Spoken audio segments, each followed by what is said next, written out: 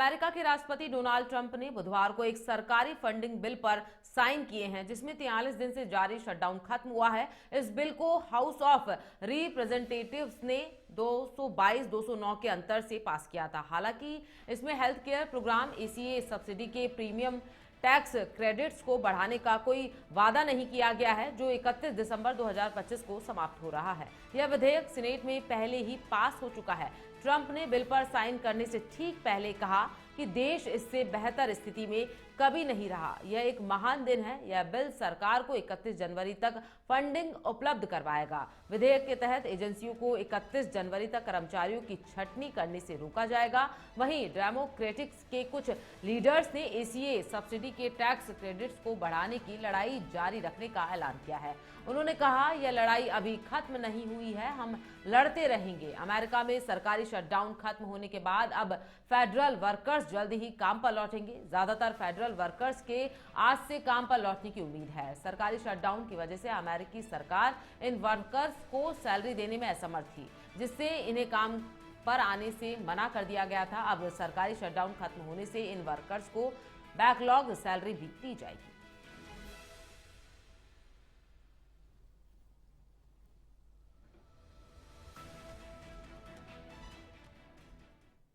America के विदेश मंत्री मार्को रूबियो ने बुधवार को दिल्ली में हुए धमाके को साफ तौर पर आतंकी हमला करार दिया है। उन्होंने इसकी आतंकी घटना की जांच में भारत के पेशेवर रवैये की तारीफ की है। दरअसल एक दिन पहले ही भारत में अमेरिकी दूतावास ने दिल्ली धमाके की घटना को विस्फोट बताते हुए कहा कि इसमें मृतकों और घायलों के परिजनों के प्रति उन्होंने गहरी संवेदना भी यहां प्रकट की थी। हालांकि बुधवार को जब भारत की तरफ से धमाकों को आतंकी घटना करार दे दिया गया, तो अमेरिकी विदेश मंत्री ने भी इस कड़ी में बयान दिया। रूबियो का यह बयान कनाडा में G7 के विदेश मंत्रियों की बैठक के इतर एक मीडिया वार्ता के दौरान आया, जब उनसे भारत में आतंकी हमले की घटना को लेकर सवाल किया गया। तो उन्होंने कहा कि भारतीय अधिकारी इस जांच को बहुत ही पेशेवर तरीके से संभाल रहे हैं। हमने मदद की पेशकश की है, लेकिन मुझे लगता है कि वे इन जांचों में बहुत सक्षम हैं। उन्हें हमारी मदद की जरूरत नहीं है और वे अच्छा काम कर रहे हैं। इससे पहले विदेश मंत्री S जयशंकर ने G7 बैठक के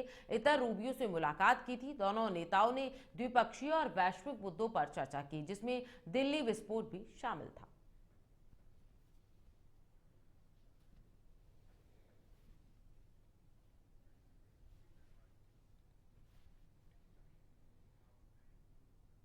खबर भरतपुर से है, जहां रूपवास कस्बे में देर शाम बदमाशों ने सराफा व्यापारी से जेवरात से भरा बैग लूटने की कोशिश की।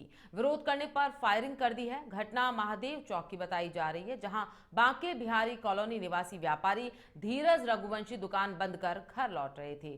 तभी दो बाइकों पर सवार 4 बदमाशों ने उन्हें रोककर बैग छीनने का प्रयास किया। धीरज ने बैग पास की दुकान में फेंक दिया, जिस पर बदमाशों ने गोली चला दी। गोली पास बैठे किराना व्यापारी अरुण गोयल के चेहरे पर लगी। घायल को पहले रूपवास अस्पताल और फिर भरतपुर रेफर किया गया। घटना से बाजार में दहशत फैल गई है। पुलिस ने नाकाबंदी कर बदमाशों की तलाश शुरू कर दी है और CCTV फुटेज खंगाले जा रहे हैं।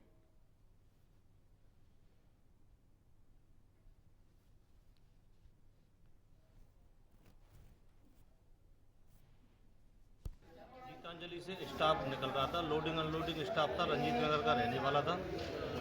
वो अपना काम खत्म करके घर निकल रहे थे। अचानक मोड़ से जैसे मुड़े वैसे पीछे से कोई गाड़ी आई और उनको टक्कर मार दी। टक्कर मारने के बाद गाड़ी चले गई, उसकी नंबर प्लेट गिर गई। कितने नंबर प्लेट अपने मौजूदगी में है। तुरंत हमने थाना सेवर थाने पे सूचना की है। ना तो आधे घंटे में वहाँ पे कोई एम्बुलेंस आई और ना ही कोई थाने का कोई सूचना आई। अपनी गाड़ियों में ले लेके इनको हम RBM हॉस्पिटल में लेके आए, इनको भर्ती कराया, इनका एक्सरा कराया है, इनको इस तरीके से इलाज के लिए जारी किया गया। अभी तक कोई सेवर थाने से कोई भी लोग यहाँ पे नहीं है। दिल्ली के लाल किला मेट्रो स्टेशन के पास हुए कार ब्लास्ट हादसे के बाद पूरे प्रदेश में हाई अलर्ट जारी किया गया है। इसी के तहत नसीराबाद पुलिस ने भी शहर में सुरक्षा के पुख्ता इंतजाम किए हैं। अजमेर SP वंदिता राणा और IG अजमेर रेंज के निर्देश पर डिप्टी कृष्ण कुमार यादव के नेतृत्व में सिटी पुलिस ने संवेदनशील इलाकों में पैदल मार्च किया। इस दौरान hotel, restaurants, lodge, guest house और बस स्टैंड पर सघन चेकिंग अभियान भी चलाया गया। पुलिस ने संदिग्ध व्यक्तियों की पहचान की और और जांच यहां पर की गई। इसी के साथ होटल संचालकों को चेताया कि अनजान व्यक्तियों का रिकॉर्ड सही तरीके से दर्ज करें। फूलागंज स्थित जामा मस्जिद, मुख्य बाजार और बस स्टैंड पर अतिरिक्त पुलिस बल तैनात किया गया। डिप्टी यादव ने कहा कि नसीराबाद में सुरक्षा सर्वोच्च प्राथमिकता है और नागरिकों से अपील है कि वे सतर्क रहें और किसी भी संदिग्ध गतिविधि की तुरंत पुलिस को सूचना दें।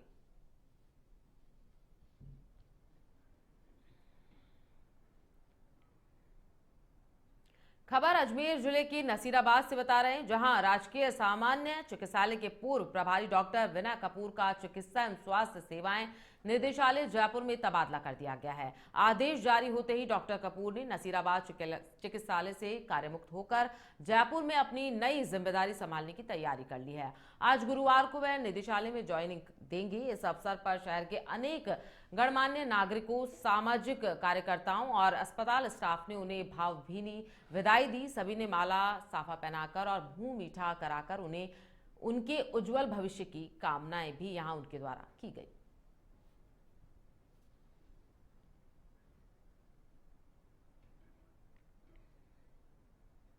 खबर जयपुर से है, जहां जयपुर के सांगानेर क्षेत्र में बुधवार देर शाम बड़ा हादसा हुआ, जब हरिशंकर रेस्टोरेंट की छत अचानक से गिर गई। इस हादसे में एक व्यक्ति की मौत हो गई, जबकि दूसरा गंभीर रूप से घायल हुआ है। सूचना मिलते ही सांगानेर थाना police, civil defence team, SDRF और नगर निगम की टीमें मौके पर पहुंची। साथ ही जेसीबी की मदद से रेस्क्यू ऑपरेशन चलाया गया। मृतक की पहचान 63 वर्षीय रामकरण बैरवा निवासी गोविंद नगर के रूप में हुई है। पुलिस के अनुसार रेस्टोरेंट की छत पुरानी पट्टियों की बनी थी और ऊपर भारी मात्रा में कबाड़ रखा हुआ था, जिससे ओवरलोडिंग के कारण छत भरभरा कर गिर गई। हादसे के समय रेस्टोरेंट में कर्मचारी खाना बना रहे थे और कुछ लोग भोजन कर रहे थे। अचानक पिलर गिरने से 2 ग्राहक मलबे में दब गए। घटना के बाद रेस्टोरेंट संचालक रमेश सैनी मौके से फरार हो गया। प्रारंभिक जांच में सामने आया कि जेडीए ने सड़क चौड़ीकरण के लिए पहले ही रेस्टोरेंट पर मार्किंग की थी, फिर भी संचालन जारी था। घटनास्थल पर सांसद मंजू शर्मा पहुंची और घटना पर गहरा दुख यहां पर व्यक्त किया गया। पुलिस ने मामला दर्ज कर जांच शुरू कर दी है। हाँ सर, हम यहाँ से गुजर रहे थे तो ये 7:30 बजे की लगभग बात है जी। तो उस टाइम आवाज हुई, यहाँ पे धमाका ऐसे हुआ तो हम यहाँ से गुजर रहे थे तो देखे कि क्या हुआ तो यहाँ पे छत गिर गई थी, पट्टियों की छत थी यहाँ पे, और ये दाल बाटी का ढाबा था, ढाबा। और हम भी यहीं से गुजर रहे थे, हमारे साथ वाले थे तो बोले कि क्या हुआ तो हम देखे तो ये पट्टी की छत गिर गई थी यहाँ पे। तो यहाँ पे लोग खाना खाने आते हैं और बहुत ज्यादा संख्या में आते हैं, तो बहुत सारे लोगों की तबाह होने की संख्या थी यहाँ पे, लेकिन एक घायल और एक मृत्यु हो। इस समय हम खड़े हैं सांगानेर जो पुलिया है उसके नीचे, और सूचना मिली थी कि हरिशंकर ढाबा ये जो पुलिया के नीचे है, इस पर 2 व्यक्ति खाना खाने गए थे। जब इसने ओपन किया तभी इसकी जो छत है वो भर-भराकर नीचे गिर गई, जिससे 2 व्यक्ति जो खाना खाने आए थे वो दब गए। इसमें वो घायलों को एसएमएस अस्पताल पहुंचाया गया है। और ये सरकार की कहीं या प्रशासन की कहीं, इसमें कहीं ना कहीं सुरक्षा में जो हुई है, कहीं ना कहीं, क्योंकि जो मापदंड है इसके पूरे नहीं किए गए। जब तक पता था इनको कि ये कमजोर है इसकी छत, और फिर भी ये रेस्टोरेंट संचालित हो रहा है। गौर करने लायक बात यह है कि अशुद्ध के लिए शुद्ध अभियान जो चल रहा है उसमें सिर्फ और सिर्फ ये जो खाना पूर्ति है सिर्फ ये की जा रही है। ऐसे पता नहीं कितने रेस्टोरेंट होंगे जो इस अवस्था में चल रहे होंगे, उन पर कब कार्रवाई करेगी सरकार, देखना ये जरूरी होगा। मैं Pankaj Kumar Sharma, India head TV के साथ में, राजस्थान, जयपुर। दिल्ली में 10 नवंबर 2025 को लाल किले के पास हुए भीषण कार विस्फोट में मारे गए निर्दोष नागरिकों की याद में भरतपुर में भावपूर्ण श्रद्धांजलि सभा और कैंडल मार्च का आयोजन किया गया। यह आयोजन सर्व समाज महासभा एवं युवा अग्रवाल महासभा के संयुक्त तत्वाधान में बिहारी जी मंदिर प्रांगण में किया गया, जिसमें बड़ी संख्या में नागरिकों और कार्यकर्ताओं ने भाग लिया। सभी कार्यकर्ताओं ने हाथों में आतंकवाद खत्म करो और देश के शहीदों को नमन लिखे पोस्टर थामे हुए थे। उन्होंने सरकार से इस आतंकी घटना के दोषियों को सख्त से सख्त सजा देने की मांग की।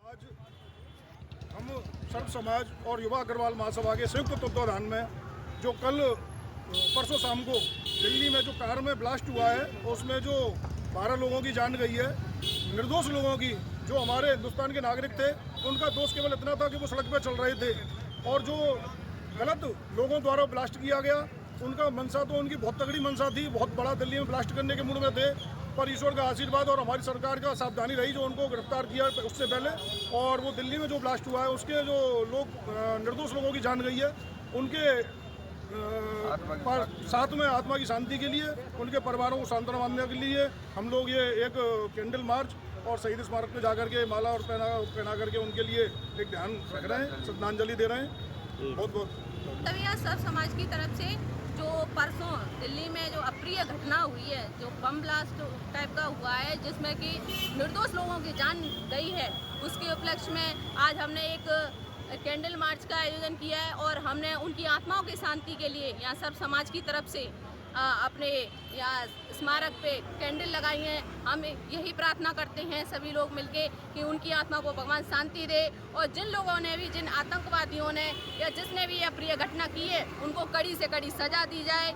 और मैं सर्व समाज की महिला जिलाध्यक्ष हूँ, मैं अपनी तरफ से यही चाहती हूँ कि जिन निर्दोषों की जान गई है, उन जिन लोगों ने ये काम कृत्य किया है। उदयपुर वाटी में रास्ते के विवाद को लेकर पिछले 2 दिनों से पुलिस थाने के बाहर चल रहा किसान नेता धनाराम सैनी का आमरण अनशन और धरना प्रदर्शन थानाधिकारी रामपाल के आश्वासन पर समाप्त हो गया। थानाधिकारी ने सैनी को पानी पिलाकर अनशन तोड़वाया और निष्पक्ष कार्रवाई कर दोनों पक्षों से समझौता कर रास्ता खुलवाने का आश्वासन दिया।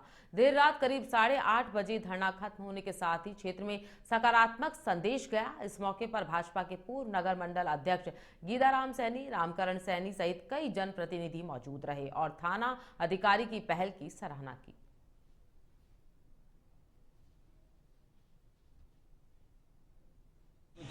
ऐसी वारदात कभी नहीं होगी, अगर होगी तो उनकी जिम्मेदारी पूरी सीआई साहब ने ली है, और सीआई साहब की बॉडी लैंग्वेज देख जो मेरे को लगता है कि ईमानदार सीआई साहब अपने शहर में आए हैं, और मैं उम्मीद रखता हूँ, मतलब भगवान मान के सीआई साहब अच्छी कानून व्यवस्थाएँ बनाए रखें, शहर का नाम हो। और सीआई साहब मेरे को तो ये लगता है कि रिटायर होने तक ये उदयपुर वाटी में रहे हैं तो कानून व्यवस्था बनी रहे। मैंने सीआई साहब को यहाँ की पूरी स्थिति बताई है इनके बारे में, और वहाँ मौके पे हम गए। रास्ते का इनका विवाद है, वो भी कल भगवान चाहेगा ना कि इनका रास्ते का विवाद भी मिट जाएगा। करीब करीब जो इनके सामने वाले लड़के हैं उनको भी हमने समझा है कि आप एक परिवार के हो, एक जगह बैठने उठने वाले हो, एक डाड़ी के हो, तो पुनः ऐसी घटना नहीं होनी चाहिए। तो उन्होंने भी हमें आश्वासन दिया है कि दोबारा हम ऐसा कुछ नहीं करेंगे, आप हमको दोनों को राजीनामा करके और एक जगह बैठा दो। एक पार्टी को तो हमने दोपहर में भिजवा कर उनसे बात कर दी। इनमें आपस में कोई रास्ते को लेकर के 2 पक्षों में विवाद था, तो मेरी नोटिस में आया, तो मैंने धनाराम जी से दिन में भी यहाँ पे बातचीत करी थी, और मुझे कोई कारणवश झुंझुनू जाना पड़ा तो मैं लेट हो गया, तो वापस आके मैंने बात कर ली, और इनकी तरफ से जो मुकदमे दर्ज हुए हैं उस पर निष्पक्ष कार्रवाई करके कड़ी कार्रवाई कर देंगे, और इनका जो रास्ते का इशू है उसको कल मौका देख के और मोजी।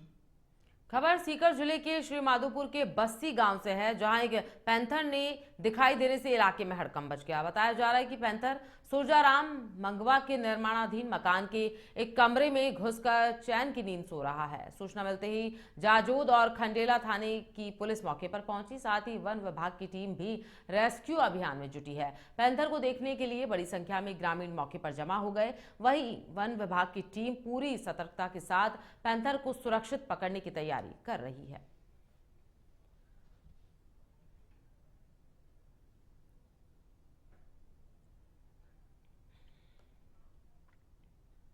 खबर सवाई माधोपुर से है, जहां राजस्थान के वन, पर्यावरण एवं जलवायु परिवर्तन मंत्री संजय शर्मा ने राष्ट्रीय चंबल घड़ियाल अभ्यारण्य, पीलीघाट, हेचरी और रणथंभौर का दौरा किया। उन्होंने घड़ियाल संरक्षण एवं प्रजनन केंद्र का निरीक्षण करते हुए वहां पले बड़े घड़ियाल के बच्चों को चंबल नदी में छोड़ा। मंत्री ने कहा कि राज्य सरकार वन्य जीव और जैव विविधता संरक्षण के लिए लगातार काम कर रही है। उन्होंने अधिकारियों को घड़ियालों की सुरक्षा, निगरानी और मजबूत करने के निर्देश दिए। इसी के साथ शर्मा ने कहा कि चंबल नदी राजस्थान, मध्य प्रदेश और उत्तर प्रदेश की साझा धरोहर है और इसके संरक्षण में जन भागीदारी जरूरी है। इस मौके पर विभागीय अधिकारी, स्थानीय प्रशासन और वन्य जीव विशेषज्ञ मौजूद रहे।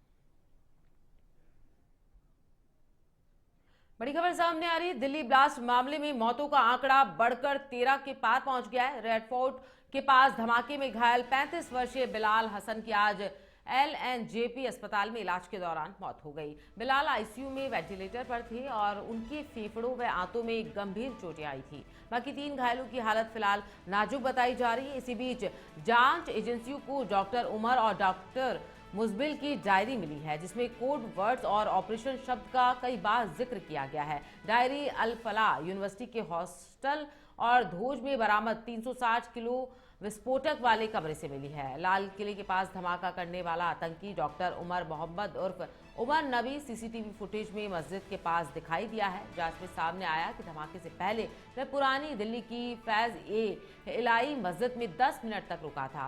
वहीं फरीदाबाद के खंदावली गांव में NSG की कार्रवाई जारी है, जहां रेड कलर की इको स्पोर्ट कार बरामद की गई है।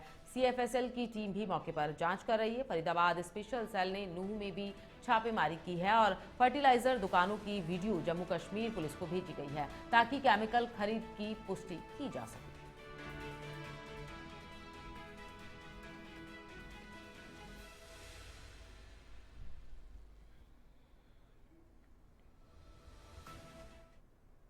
खबर श्रीगंगानगर से है, जहां घूमड़ वाली इलाके से खबर सामने आ रही है। गांव E2EEA के पास वाटर वर्क्स के नजदीक गग नहर में एक अधेड़ व्यक्ति के डूबने की सूचना मिली है। बताया जा रहा है कि अधेड़ व्यक्ति इसी गांव का निवासी है। नहर किनारे उसकी चप्पल और कपड़े मिले हैं, जिससे आशंका जताई जा रही कि वह नहाने या किसी काम के दौरान फिसलकर नहर में गिर गया। घटना की जानकारी मिलते ही पुलिस और जल संसाधन विभाग की टीम मौके पर पहुंची और तलाशी अभियान यहां शुरू किया गया। फिलहाल व्यक्ति की तलाश जारी है। वहीं परिजनों का रो रो कर बुरा हाल है और पूरे क्षेत्र में सन्नाटा पसरा हुआ है।